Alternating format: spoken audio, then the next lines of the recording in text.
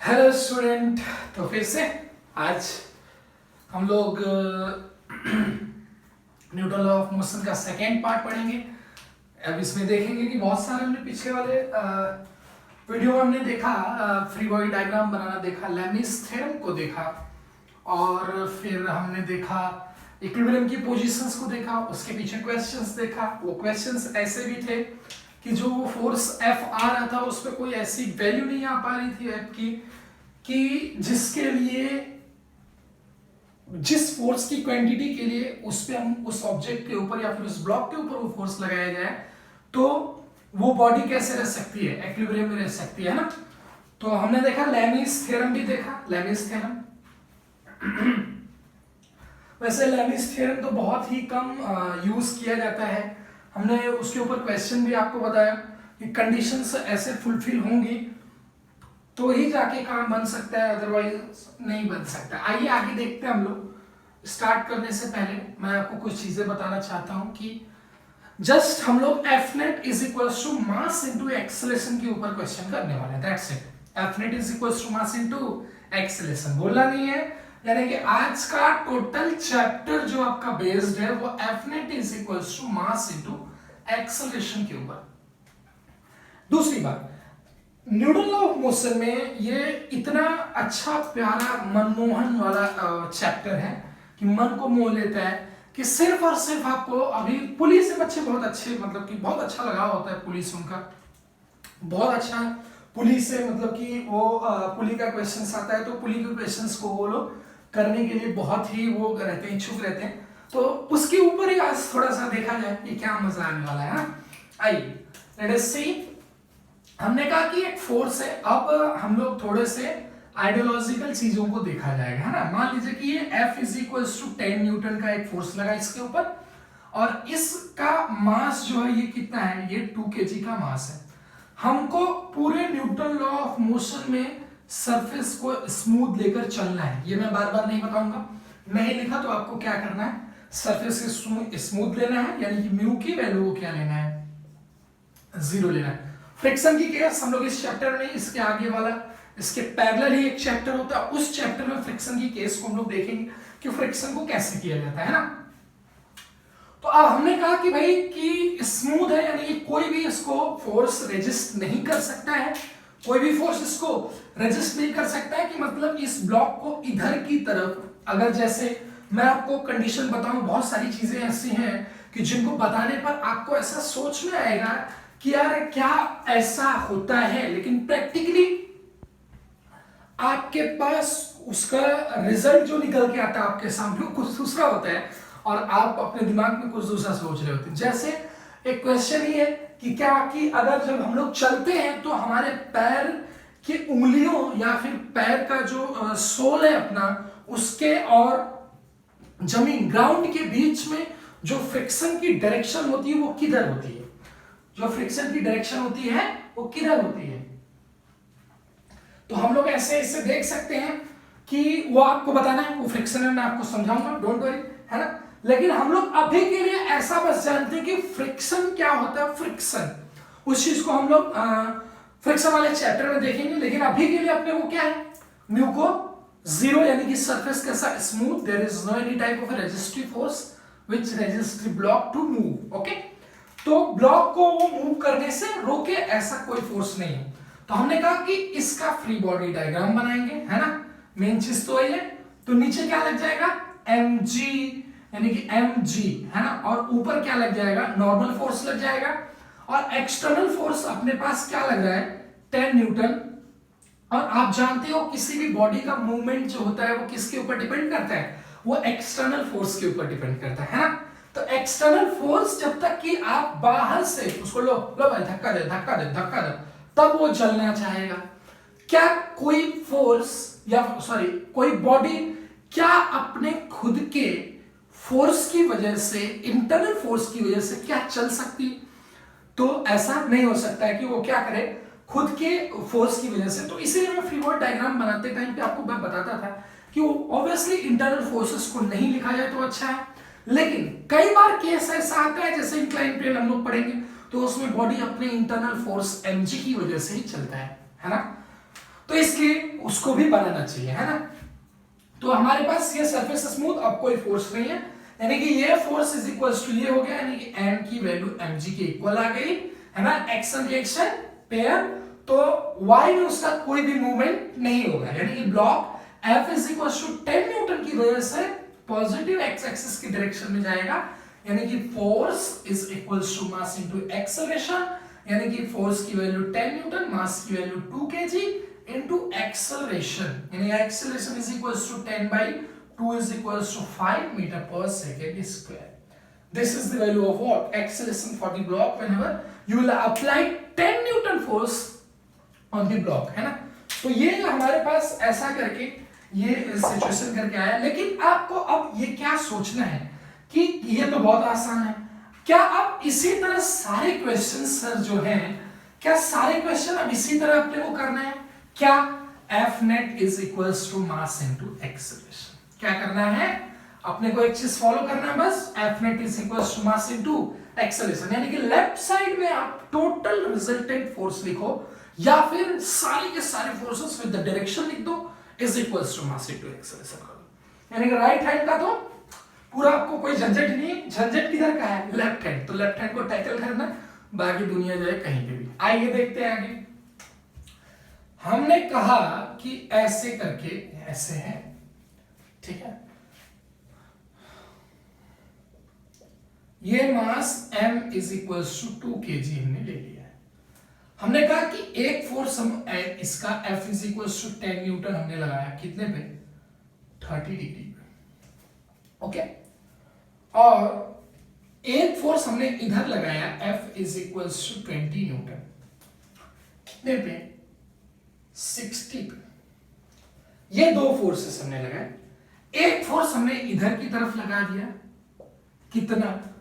F is equal to 30 newton. बताइए कि what is the net acceleration? तो net acceleration निकालने के लिए आपको क्या करना पड़ेगा? Mass into acceleration is equal to force net निकालना पड़ेगा। आइए आगे देखते हैं हम लोग। तो हम लोग क्या कहेंगे कि सर ये फोर्स जो है ना, ये इस डायरेक्शन में लगा हुआ है, तो इसको आपको क्या करना है कि पहले x और y में तोड़ना है, x और y में तोड़ना है। तो अब पहली बात कि यार अब मेरे को ये नहीं समझ में आ रहा है, एक चीज मेरे को समझाइए आप, है ना। ये क्वेश्चन जो मैंने लेके रखा है, तो मैंने कहा ठीक है भाई ऐसी बात है तो देखा जाएगा। अब इसका आपको क्या बनाना है? Free body. कभी भी फ्री बॉडी डायग्राम बनाने के लिए आप हिचकिचाइए नहीं। फ्री बॉडी डायग्राम बनाना अगर आप सीख जाते हो, और फ्री बॉडी डायग्राम बनाने के बाद, है ना, बनाने के बाद आपको उसी जितने सारे फोर्सेस आपने बॉडी के ऊपर शो करके रखे हैं, उन्हीं फोर्सेस को आपको F is equal to mass into acceleration के फॉर्म में लिखना है। दैट्स इट, इतना ही करना है आपको, इतना करना तो आपको करना ही पड़ेगा, है ना। तो आइए देखते हैं इसका फ्री बॉडी डायग्राम। FBD देख लेते हैं भाई प्यार से, FBD। तो हमने कहा कि ये M मास है, नीचे क्या लग रहा होगा? mg लग रहा होगा, ऊपर क्या लग रहा होगा? नॉर्मल। और इस डायरेक्शन में एक 30 न्यूटन का फोर्स पहले से है, और इस डायरेक्शन में इस फोर्स का कंपोनेंट लेना मैंने सिखाया है आपको, ये है ना। अगर आपने नहीं सीखा तो आप वेक्टर वाली वीडियो जाके देखिए। तो ये 10 cos 30 ये आ जाएगा, और एक फोर्स इधर आ जाएगा 10 sin 30 ये आ जाएगा, ओके। और अब इस तरह ही इस फोर्स का कंपोनेंट, है ना, आपको निकालना पड़ेगा। वो कितना है? 20 sin 30 sin 60, और इधर की तरफ आ जाएगा 20 cos 60। ये देखिए कंपोनेंट, यानी कि this is all forces which is acting on this body, है ना, which are acting on this body। इस बॉडी के ऊपर सारे के सारे फोर्सेस इतने ही हैं जो एक्ट कर रहे हैं। अभी हमको क्या करना है कि भाई अपने को तो पता है कि ये नॉर्मल, ये अपने पास mg है, ये दोनों आपस में कैंसल आउट हो जाते हैं, लेकिन बाद में बचा दो ऊपर फोर्स और दो फोर्स इधर, एक फोर्स इधर।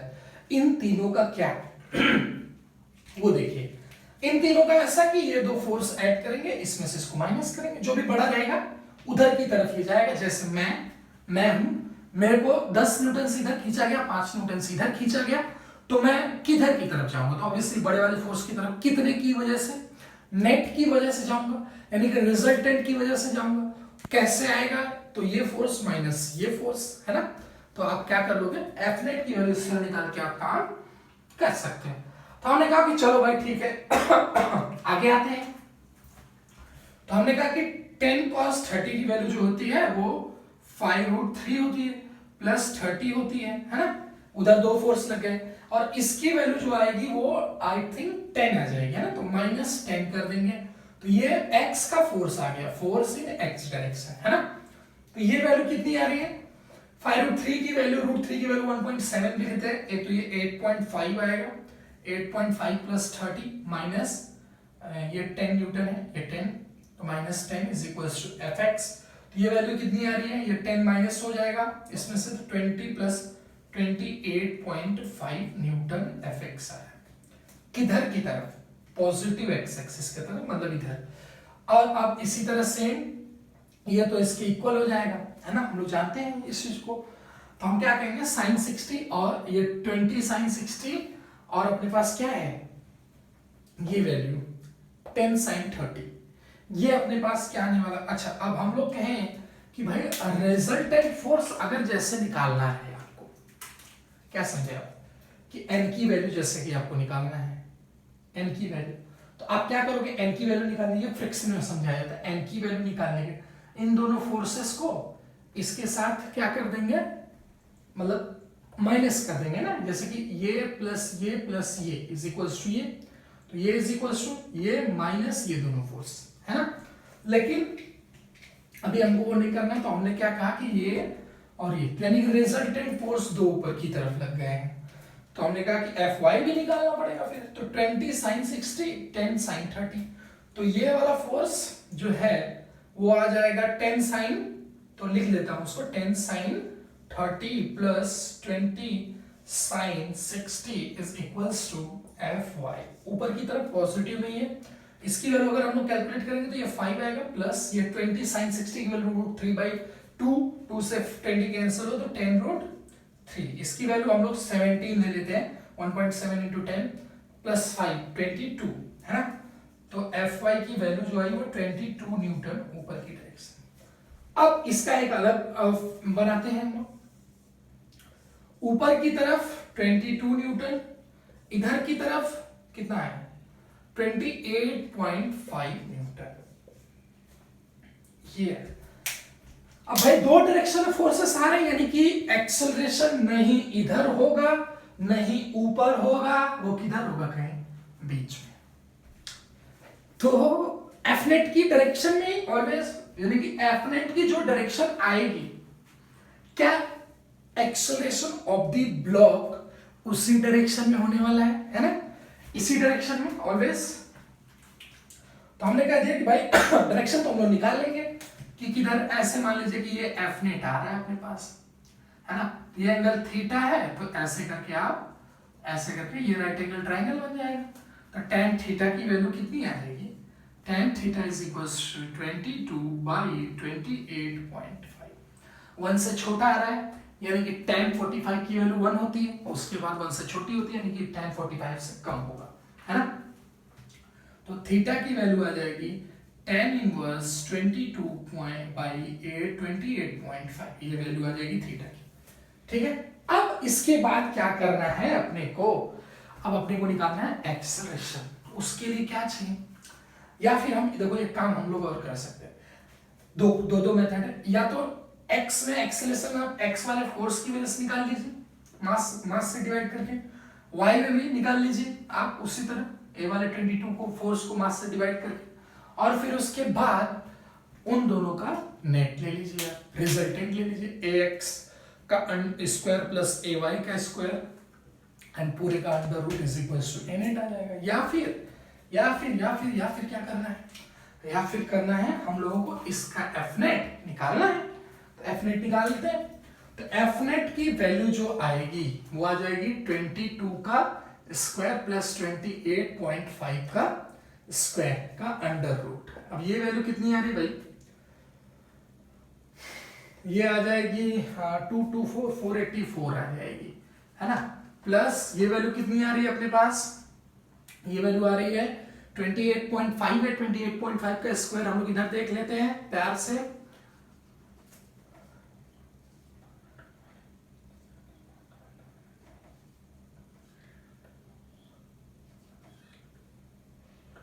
सोलह 622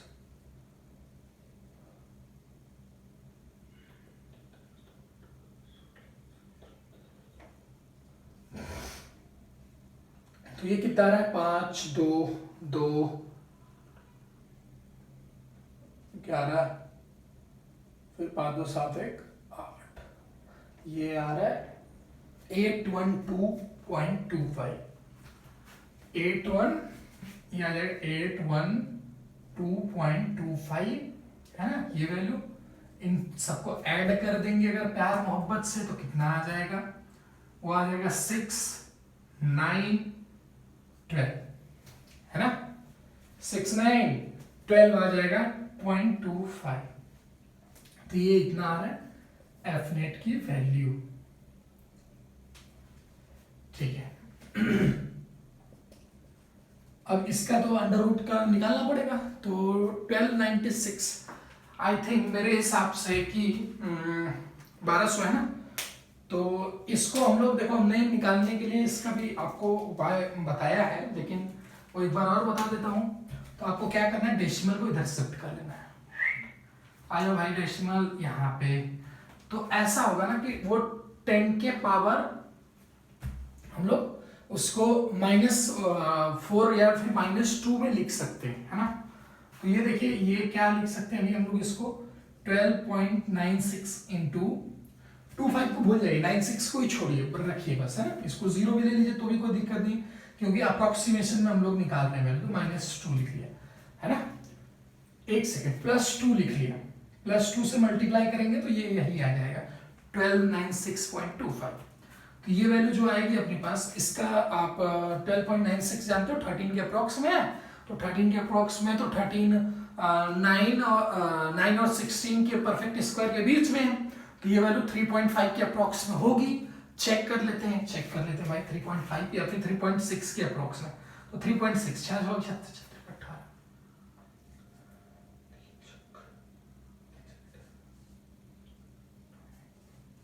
है ना, 6 9 2 और वाह कितना करेक्ट 12.6 एकदम वही आ रहे हैं ना। तो हम लोग इसको देख लेंगे, यानी कि ये आ जाएगा 3.6, ये बाहर निकल गया, ये क्या बाहर बन के निकलेगा 10 बन के बाहर निकलेगा, तो इंटू 10 पावर 1, है ना। तो ये आ जाएगा अपने पास 36। तो 36 के अप्रॉक्स में एफ नेट की वैल्यू आ रही है, यानी कि एफ नेट की वैल्यू कितनी आ जाएगी 36 न्यूटन। अभी हमको क्या करना है, अभी हमको निकालना है एक्सेलरेशन, यानी कि acceleration F net is equal to mass into acceleration. तो एफ नेट की वैल्यू कितनी भाई 36 is equal to 2 into A, तो ए की वैल्यू आ जाएगी 18 मीटर पर सेकेंड स्क्वायर। वो किधर की तरफ, इधर की तरफ। क्या है उसका डायरेक्शन है, उसका डायरेक्शन ये, ठीक है। तो इस तरह हम लोग ये काम कर सकते हैं। तो इस तरह एफ नेट की वैल्यू भी आप निकालना सीखिए कि दो डायरेक्शन में जब कभी भी फोर्सेस लगेंगे तो एक्सेलरेशन को कैसे काउंट किया जाएगा। What is the procedure to count the acceleration if there is two forces which is acting on a block in x and y direction, okay। तो आइए हम लोग आगे और भी बहुत सारी चीजें देखते हैं, है ना, अच्छे न्यूमेरिकल्स को, जिनको करने से मजा की प्राप्ति होगी। तो इसका तात्पर्य क्या है, आइए देखते हैं। तात्पर्य हमने कहा कि एक M ब्लॉक यानी 2 kg 3 kg 4 kg ऐसे हमने लगा के रखा 4 kg, ठीक है। तो अब हमको क्या करना है कि हमने कहा कि भाई ये आपस में रस्सी से बंधे हुए हैं। किससे बंधे हुए हैं, रस्सी से, और इनके ऊपर 10 न्यूटन का फोर्स हमने इधर लगा दिया और प्यार से मैंने कहा कि 20 न्यूटन का फोर्स मैंने इधर लगा दिया। एक्सेलरेशन निकालने का दो वे, लेकिन शॉर्टकट वे मेरा खास बात है कि मैं क्या करता हूं, मैं पहले नहीं बताता, मैं बाद में बताऊंगा। लेकिन पहले हम लोग प्रोसीजर देखेंगे कि कॉन्सेप्चुअली इस क्वेश्चन को कैसे सॉल्व किया जाएगा। जो हमारे छोटे बच्चे 10th से भी फाउंडेशन करने आए हुए हैं, उनको देखें कि वो क्वेश्चंस को हमको कैसे करना है। आइए देखते हैं। तो हमने कहा कि चलो भाई ठीक है, इसको बताओ। तो हमने कहा कि एबीडी मूल मंत्र है, आपका हथियार है, उसको नहीं बोलना है। एबीडी बनाइए फटाफट, और सारे ब्लॉक के ऊपर F = मास इनटू एक्सेलरेशन का फॉर्मूला अप्लाई। तो ये आ जाएगा 2 kg, ठीक है। अब इसके ऊपर एक फोर्स लग रहा है 20 न्यूटन, जिसके ऊपर जो फोर्स लग रहा है उसको उसी के ऊपर लगाना है, और बाद में इस फोर्स के बारे में इस ब्लॉक के लिए क्या होगा उसके लिए कुछ भी आपको नहीं सोचना है। जहां पे लग रहा है उसको वहां पे प्यार मोहब्बत से लगा दीजिए। अब ये रस्सी चेंज, तो टेंशन चेंज मैंने बताया था आपको, तो ये T1 और इसमें T2 ले लिया हमने। तो ये आ जाएगा T1 इधर की तरफ, और टेंशन की डायरेक्शन कैसे लिया जाता है वो भी मैंने आपको बता के रखा है इसमें कैसे लेते हैं। अब हमने कहा कि अब 3 kg का जो ब्लॉक है उसमें एक रस्सी इधर है, एक रस्सी इधर है, तो दोनों का टेंशन का डायरेक्शन कटे हुए एंड की तरफ या फिर बॉडी से दूर। तो इस रस्सी के लिए बॉडी से दूर डायरेक्शन इधर है, इस रस्सी के लिए बॉडी से दूर डायरेक्शन इधर है। तो ये वाले में T1 है, ये वाले में T2 है। अब इसी तरह 4 kg का 4 kg का 10 न्यूटन का फोर्स इधर लग रहा है और एक इधर T2 लग रहा है। This is all about the free body diagram. अगर चाहिए तो आप यहाँ पे इसके लिए N1 यहाँ पे 2G, यहाँ पे N2, यहाँ पे 3G, और यहाँ पे N3 और यहाँ पे 4G लगा सकते हैं, कोई दिक्कत नहीं। अब लेकिन मूवमेंट तो उधर होने वाली है, तो हमने देखा इस तरह करते हैं। चल भाई ठीक, कोई बात नहीं है। अब हमको ये करना है कि भाई एक्सेलरेशन बताना है। तो आप ये बताओ कि ट्रेन का डब्बा की देखे हो कभी, तो इंजन जिस स्पीड से चल रहा होता है, क्या उसी स्पीड से उसी एक्सेलरेशन से पीछे लास्ट वाला डब्बा भी चल रहा होता है ना? कि अब जैसे कि मान लीजिए कि ये 3-4 बक्से को एक रस्सी में बांध के आप खींचना स्टार्ट किए, है ना? 3 बक्से बोलोगे यार 3 बक्सा है, तो एक काम करता हूँ 3 रस्सी ले लेता हूँ। नहीं, आप एक काम करो कि ऐसा भी फिर आपका दिमाग काम किया कि यार एक ही काम करता हूँ कि तीनों बक्सा को एक दूसरे में जोड़ देता हूँ 2 रस्सी से, है ना? और फिर एक रस्सी पकड़ के खींचूंगा, एक रस्सी पे के ऊपर फोकस करूंगा तो प्रॉपरली मैं उसको खींच सकता हूँ। तो आपकी बात भी सही है, तो वो आपने यहाँ पे कर दिया। फिर आपने कहा कि अगर मैं खींचना इधर से चालू किया तब तक कोई 20 न्यूटन का फोर्स लगा के मेरे को पीछे से खींचना स्टार्ट कर दिया। अब मैं 10 लगा पा रहा हूँ, मैं छोटा बच्चा हूँ, छोटा बच्चा प्यारा सा। तो मैंने कहा कि चल ठीक है भाई। तो फिर यानी कि बक्सा जिधर आप खींचना चाहते थे, बक्सा उल्टे डायरेक्शन में जाने लगा। तो अब क्या, तो उल्टी डायरेक्शन में कैसे जाएगा? अब हम लोग इसके ऊपर इक्वेशन हमको नहीं पता है, हमको नहीं पता, हम गलत डायरेक्शन, हम जानते हैं, आप भी जानते हो कि ये किधर जाएगा, वो इधर जाएगा, लेकिन हम लोग उल्टी डायरेक्शन मानते हैं आपको बताने के लिए। हमने ऐसा माना कि ये बच्चा जो छोटा सा प्यारा सा नन्हा सा बच्चा है, इसके डायरेक्शन में ए एक्सेलरेशन से पूरा का पूरा जा रहा है। हमने अभी यही बताया कि जब सारे ब्लॉक एक दूसरे से अटैच होंगे बाय द रोप, तो क्या होगा, वो सारे के सारे ए एक्सेलरेशन से मूव करेंगे। अगर एक ए एक्सेलरेशन से इधर की तरफ जा रहा है, यानी कि ये भी उधर ही जाएगा, ये भी उधर ही जाएगा। चल भाई ठीक है, आगे देखते हैं। तो हमने कहा कि चलो ठीक है, इसके लिए इक्वेशन हम लोग बनाते हैं फटाफट।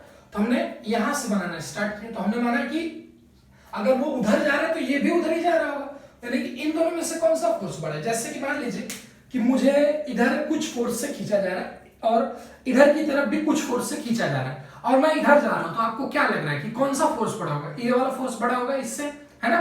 तो हमने उसी तरह इसको भी, क्योंकि ये फोर्स हमको पता नहीं है, तो हमने कहा कि इसके ऊपर हम लोग इक्वेशन लिखेंगे, तो वो लिख लेंगे T1 - 20, यही रिजल्टेंट है ना? ये माइनस ये तो बाकी जो बचेगा, जैसे इधर 25 होगा तो इधर 20 होगा, तो ये 25 माइनस 20 5 इधर आ जाएगा, तो is equals to mass into acceleration. तो मास कितना है 2 और एक्सेलरेशन a। अच्छा, बहुत बच्चे बहुत बार कंफ्यूज रहते हैं कि मास किसका लेना। ध्यान दो, ऑलवेज आप जिस भी ब्लॉक के ऊपर इक्वेशन लगा रहे हो उस ब्लॉक का ही मास आपको लेना रहता है। ये आप कंफ्यूज नहीं होना इसमें, है ना। कंफ्यूज हो काम गड़बड़ हो जाएगा, फिर सब एकदम रायता फैल जाएगा। आइए इसको कैसे फिर करेंगे, तो T1 minus 20 is equals to 2a आ गया अपने पास इसका इक्वेशन। फिर इसका भी इक्वेशन हम लोग इसी तरह लिख लेंगे, इस वाले ब्लॉक का इधर की तरफ जा रहा तो आ जाएगा T2 माइनस T1, एक सेकंड ठीक है ना, हाँ T2 minus T1 is equals to 3a, है ना। और इस ब्लॉक का भी बचा, ये आ जाएगा 10 minus T2 is equals to 4a। ये सारे इक्वेशंस आ गए। तो अभी आपको अननोन कितना दिख रहा है, T1a T2, है ना, इसमें भी T1 T2, तो 3 अननोन है और 3 ही इक्वेशन आपके पास दिख रही है। तो तीनों अननोन से 3 इक्वेशंस को तीनों अननोन को तीनों इक्वेशंस से आपको क्या करना है, फाइंड आउट करना है तीनों अननोन को। आइए देखते हैं, तो हमें क्या करेंगे कि हमने तीनों इक्वेशन को ऐड करने का फैसला अगर किया तो क्या होगा। ये देखो एक जगह लिख देते हैं, मजा आएगा। T2 minus T1 is equals to 3a, ये वाला इक्वेशन है। T1 minus 20 is equals to 2a। अगर ऐड करेंगे तो T1 कैंसल, T2 कैंसल, है ना। T1 कैंसल, T2 कैंसल, तो 10 माइनस 20 आ जाएगा, तो माइनस 10 आ जाएगा is equals to 2a 3a 5a 4a 9a आ गया। तो a की वैल्यू जो आपके पास आई है वो माइनस 10/9 आई है मीटर पर सेकेंड स्क्वायर। यानी कि आपकी जो हमने जो डायरेक्शन लिया था इधर की तरफ ये जा रहा है ए एक्सेलरेशन से, तो वो डायरेक्शन आप देखो, acceleration is a type of a vector quantity. तो जब आपने डायरेक्शन उधर की तरफ लेट किया तो लेकिन आंसर हमारा माइनस में आ गया, तो इसका मतलब हमने गलत कर दिया? नहीं, गलत नहीं किया, हमने जो डायरेक्शन लेट किया था वो डायरेक्शन हमने गलत लेट किया था। एक्चुअली ये ब्लॉक पूरा सिस्टम तीनों का तीनों इधर नहीं, वो इधर की तरफ जा रहा है। कितने से? 10/9 मीटर पर सेकंड स्क्वायर से। तो ये मेरा ऐसा मानने का मतलब ये था कि आपको मानने से घबराना नहीं, है। तो कहने का मतलब ये हो गया इसमें कि अगर किसी भी ब्लॉक को, बॉल को, पार्टिकल को आपने किधर भी F net is equals to mass into acceleration लगाते टाइम पे उसका एक्सेलरेशन आपने लेट कर लिया तो कोई भी दिक्कत आपको नहीं। अगर लेट की हुई डायरेक्शन आपकी सही होगी तो आंसर पॉजिटिव में आया।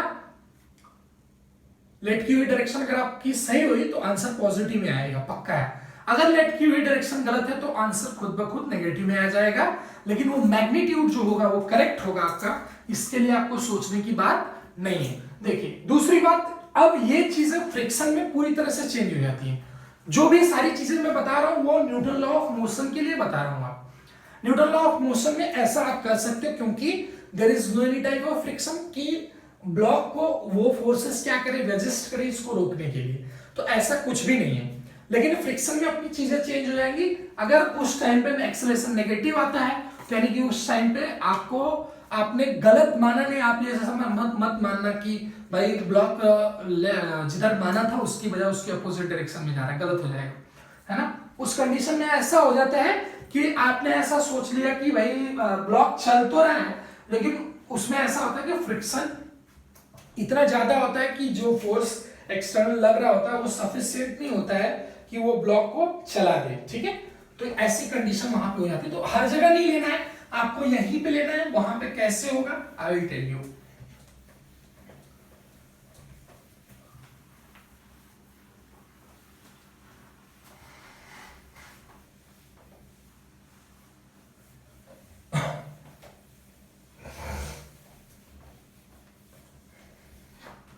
चलिए आइए क्वेश्चंस के अब इसके इस टाइप का क्वेश्चन आई थिंक आप कर सकते हो, कोई दिक्कत नहीं। 3 ब्लॉक, 4 ब्लॉक, 5 ब्लॉक।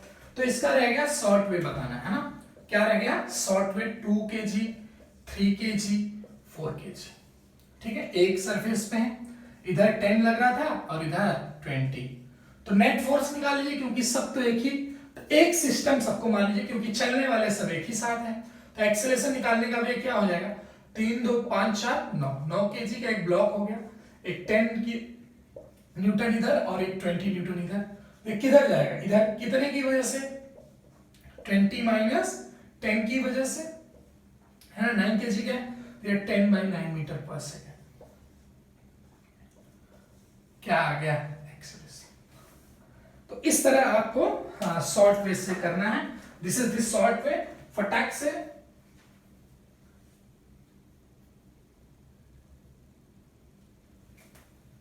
से आप नोट कर लीजिए फटाफट, फिर आगे बढ़ते हैं हम लोग।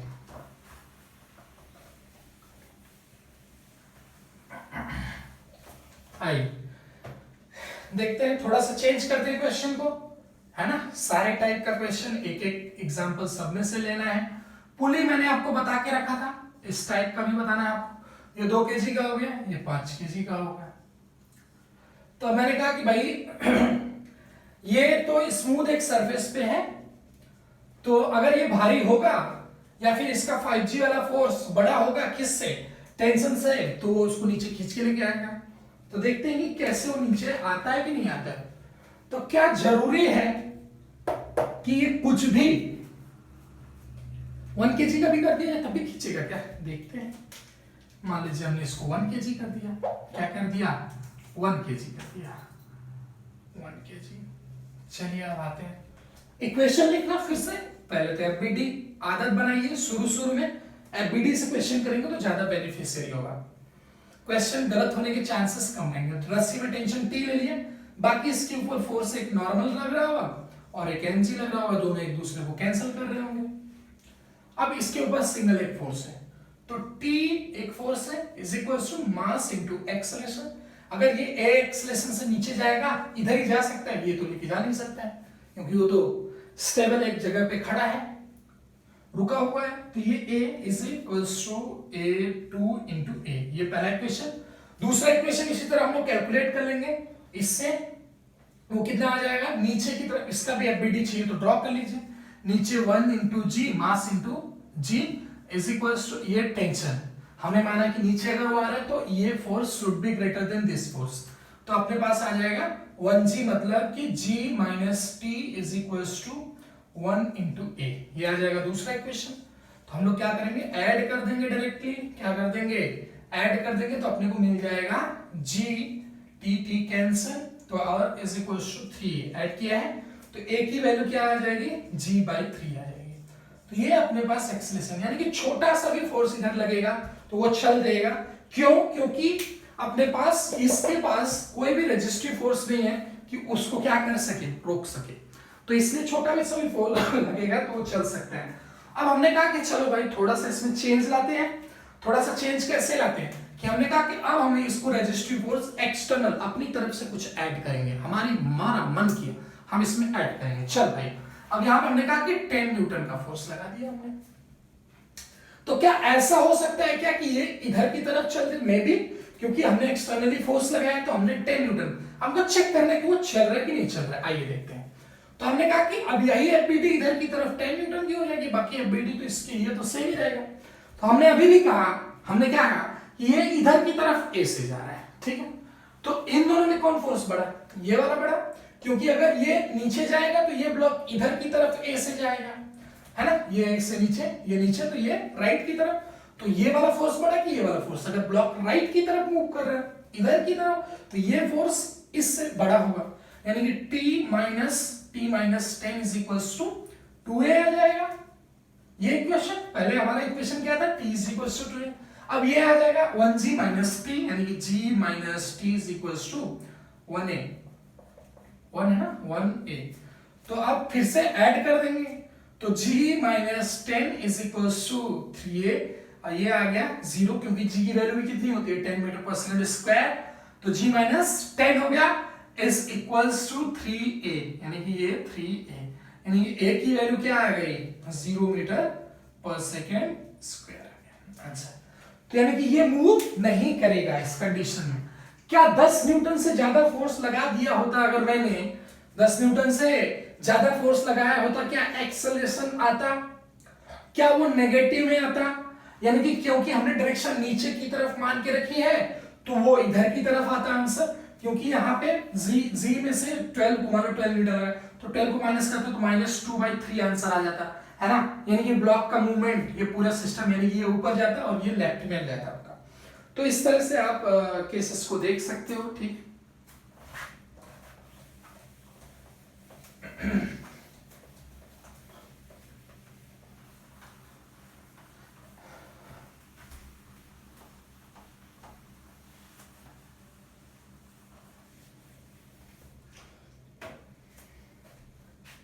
आइए अभी आगे देखते हैं। इसमें बहुत सारे कॉन्सेप्ट्स हैं अपने पास ना।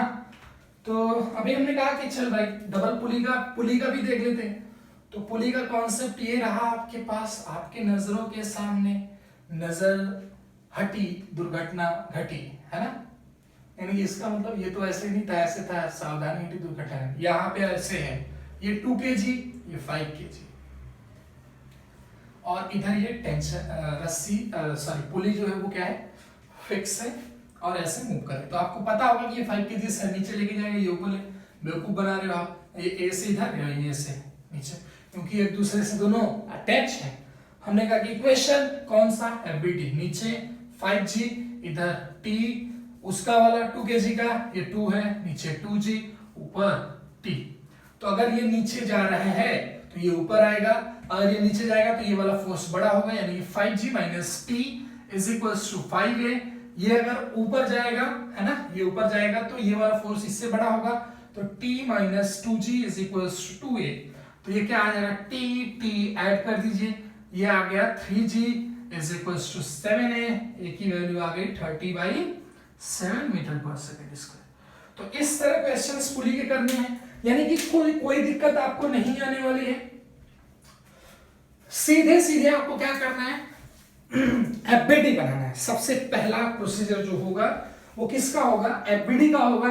एफबीडी बनाने के बाद आपको तुरंत क्या करना है, एफबीडी बनाने के बाद आपको तुरंत एफ नेट की वैल्यू लिखनी है, जिसको equals to mass into acceleration करना है। इसका मतलब ये है कि मास जो होगा वो किसका होगा, जिस ब्लॉक के ऊपर आपने क्या लगा के रखा है, इक्वेशन, मतलब जिस ब्लॉक के ऊपर आप इक्वेशन अप्लाई कर रहे हो उसी का मास लिखना भैया, ये ध्यान देना, है ना। बहुत बच्चे कंफ्यूज रहते हैं कि सर इस वाले का मास इसके साथ है तो ये भी इसके लिए कुछ ना कुछ होगा, तो इसका मास नहीं लिखेंगे क्या, जब उसका इक्वेशन लिखेंगे तब उसका मास भी लिख लेंगे। तो आते हैं आगे, और भी बहुत सारे कॉन्सेप्ट हैं इसमें। मोस्टली जितने कॉन्सेप्ट्स हैं मैं क्वेश्चन के थ्रू ही आपको बताने वाला हूं। जैसे पुली कॉन्सेप्ट था, है ना, कैसे करते हैं पुली कॉन्सेप्ट को।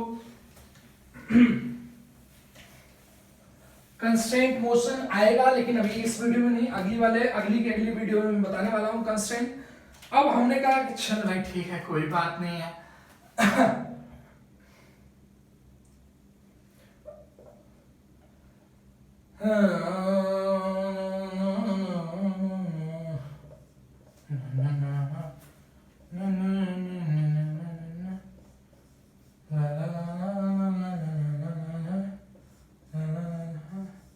ठीक है, ऐसे है, एक पुली से 2 ब्लॉक इधर है सरफेस पे रखे हुए और 2 ब्लॉक हैंग है।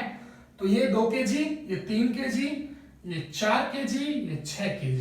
ठीक है, ऐसा है कुछ सिस्टम। अब हमने कहा कि इधर मैंने 10 का और लगा दिया, तो बताओ किधर जाएगा, और जाएगा तो कितने से जाएगा। हमने कहा ठीक है, कोई बात नहीं, कोई खास बात थोड़ी पूछ लिया आपने। आइए देखते हैं। तो एफबीडी, तो यहां पे इस वाले क्वेश्चन को कैसे देखेंगे, चलिए देखते हैं इसको भी। तो ये ऐसे एक्सेलरेशन से मान लीजिए कि ये नीचे की तरफ जा रहा है, आंसर मैंने पहले लिख दिया है ना। तो देखते हैं इसको कैसे किया जा सकता है। तो इसका बनाएंगे फ्री बॉडी डायग्राम। तो ये क्या हो जाएगा, नीचे आ जाएगा 6g, इधर आ जाएगा t3, है ना, फटाफट नीचे 4g, नीचे t3, ऊपर t2, इसका t2, t1, इसका 2 3, इसका t1, इसका 10, है ना। इक्वेशन फटाफट इक्वेशन एक साथ लिखते थे। इसका equation 6g minus t3 is equals to 6a।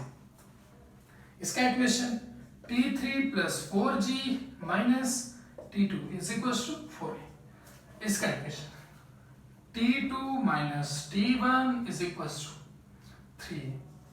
इसका equation t1 minus 10 is equals to 2a। फटाफट सबको क्या करना है, ऐड करना। आंख बंद करके ऐड कर दीजिए, सब कट जाएगा, कट जाएगा। और ये 6g 4g 10g minus 10, 10g minus 10 की वैल्यू आ जाएगी 100 minus 10 is equals to 6a 4a 3a 2a 6a 4a 2a 6a 4a 3a 2a 15a आ जाएगा। और a की value 6 metre per second square, यानी कि a is equals to 6 metre per second square से नीचे की तरफ आएगा। और ये a is equals to 6 metre square 6 metre per second square right की तरफ जाएगा। यानी कहानी कुछ ऐसी होगी कि अब हमको निकालना है t1 t2 t3 की वैल्यू। आते हैं आप, तो आ जाएगा 6g minus 6a is equals to t3, है ना। तो 6a मतलब ये 60 हो गया माइनस 6a, a की वैल्यू कितनी 6, तो 6 into 6 36 is equals to t3। तो 14 प्लस 10 24 न्यूटन t3 आ गया। ऐसे किया हमने।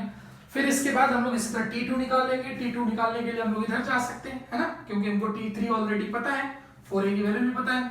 तो t2 की वैल्यू आ जाएगी t3 plus 40 plus minus 4a मतलब कि 24, 6 4 जा 6 metre per second square 4a is equals to t2।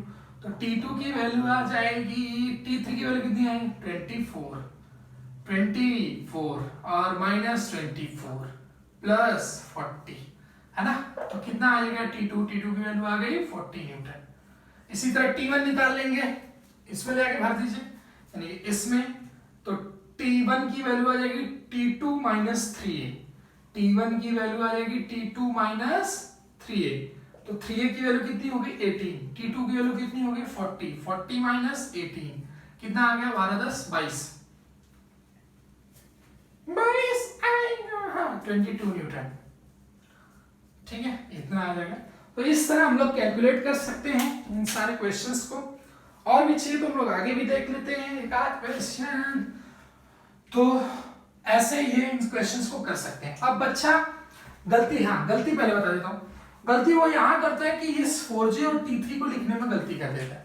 जब वो T3 लिखता है तो सोचता है कि सर T3 टेंशन जो आएगा वो इसकी वजह से आएगा, तो हम लोग 4G को क्या मेंशन करने जरूरी, 4G मेंशन करेंगे, क्योंकि 4G और प्लस इसका वाला टेंशन इसके अंदर जाएगा, तो वो टेंशन भी हमको लेना पड़ेगा। यानी देखिए T2 इसीलिए हमारा T3 से क्या आया, T3 कितना आया था हमारा, T3 आया था 24, T2 हमारा 40 आया, और T1 की वैल्यू हमारी 22 आई इसमें। अब कहने का मतलब ये है भाई कि अपने पास ऐसे इसको करना है, ये T3 और 4G को लगाना आप कभी भी न भूले, है ना। तो ये अपना क्या है, एकदम मस्त वाला वो है। और दूसरी बात, जो बच्चे बहुत बच्चे ऐसे हैं जो शॉर्टकट को पूछते हैं कि what is the trick to find out the फटाक से एक्सेलरेशन, टू फाइंड आउट फटाक से एक्सेलरेशन। तो ट्रिक क्या है, आपको टोटल आपको रिजल्टेंट फोर्स देखना है। जैसे हमने क्या किया था कि उसमें ब्लॉक लटकाया था, तो लटकने वाले फोर्स की वजह से जो जैसे कि mg वाला फोर्स है उसकी वजह से एक्सेलरेशन जो लिखा जाएगा वो एक्सेलरेशन नेट एक्सेलरेशन आ जाएगा। तो इधर कितना फोर्स लटक रहा है, लटकने की वजह से 6 और 4 10g नीचे, इधर 10 लग रहा है आपका, इधर कितना लग रहा है 10 लग रहा है। तो डायरेक्ट क्या कर सकते हो 100 minus 10 is equals to total 6 3 2 5 और 10 15 है। तो a की वैल्यू कितनी आ जाएगी 90/15 जो आ जाएगी 6 मीटर पर सेकंड स्क्वायर। ये डायरेक्ट है, इससे भी आप ऑलवेज करिए, कोई दिक्कत नहीं है, लेकिन आई थिंक इक्वेशन बना के करेंगे तो ज्यादा अच्छा लगेगा, क्योंकि टेंशन अगर पूछ दिया तो टेंशन निकालने के लिए आपको इक्वेशन बनाना ही पड़ेगा। ठीक है, तो और भी एक आध क्वेश्चंस लेते हैं, फिर इसको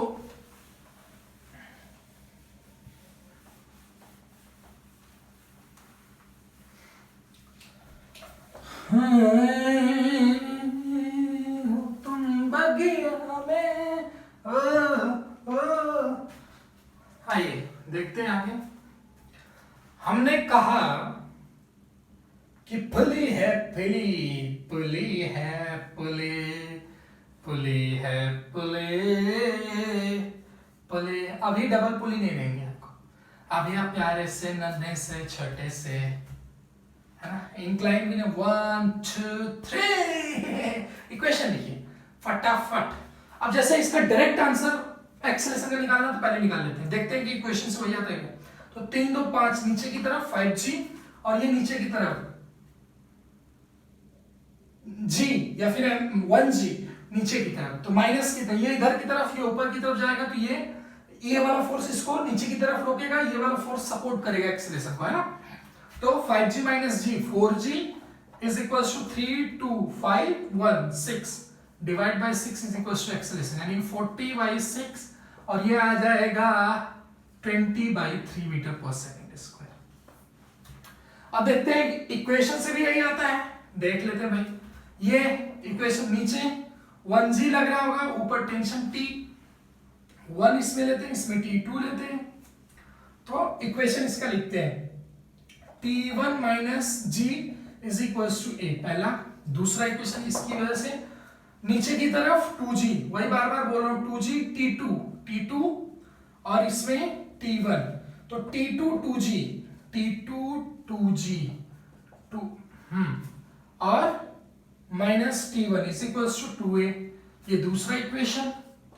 तीसरा इक्वेशन क्या आ जाएगा, इसकी वजह से नीचे 3g ऊपर T2, है ना, तो क्या आ जाएगा 3g minus T2 is equals to 3, ये आ जाएगा तीसरा।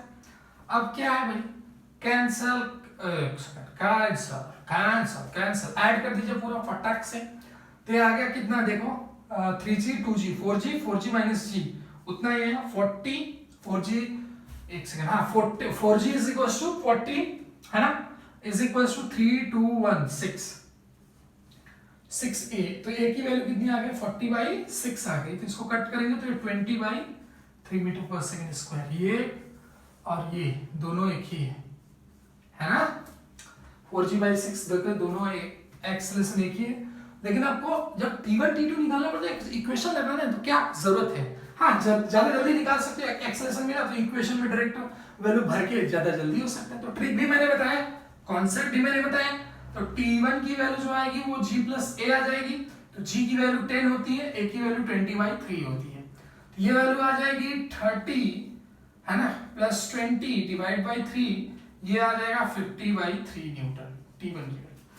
फलस्वरूप T2 की वैल्यू भी आ जाएगी 30 माइनस 3a, 3a की वैल्यू 3a, a की वैल्यू कितनी आई है 20/3, 20/3 इज इक्वल्स टू T2, है ना, T2 कैंसल 10 न्यूटन T2। तो इस तरह आपको करना है, ये सारे इक्वेशंस हैं, इस तरह आप क्वेश्चंस कर सकते हो। इस वीडियो में इतना ही, मिलते हैं नेक्स्ट वीडियो में। और अच्छे अभी तो बहुत नॉर्मल टाइप के हैं, अभी मैं पुली ब्लॉक्स के ऊपर मस्त मस्त A1 टाइप के क्वेश्चंस कराने वाला हूँ, डोंट वरी। ये फाउंडेशंस के बच्चों के लिए कंस्ट्रेंट मोशन आएगा तो हिलेगा, है ना, मजा आएगा। कंस्ट्रेंट मोशन एक्स डिस्प्लेसमेंट हो रहा है, ये पुली कितना मूव करेगी, पुली मूवेबल है तो क्या क्या कंडीशंस हो सकते हैं, तो उनके लिए हम लोग सारी चीजें देखने वाले हैं, डोंट वरी। मिलते हैं अगली वीडियो में, और तब तक आप पढ़ते रहिए, मुस्कुराइए, हंसिए, है ना। और सबसे ज्यादा जरूरी क्या है, प्यार मोहब्बत, किससे, फिजिक्स से, केमिस्ट्री से, मैथ्स से, बायोलॉजी से, ठीक। मिलते हैं नेक्स्ट वीडियो में, कोरोना का इंतजार नहीं करना है और इससे लड़के दिखाना है। लड़के कैसे दिखाएंगे, आप अपनी ड्यूटी करिए, मैं अपनी ड्यूटी कर रहा हूं। चलिए मिलते हैं अगले लेक्चर में, तब तक के लिए नमस्कार, जय हिंद, जय भारत।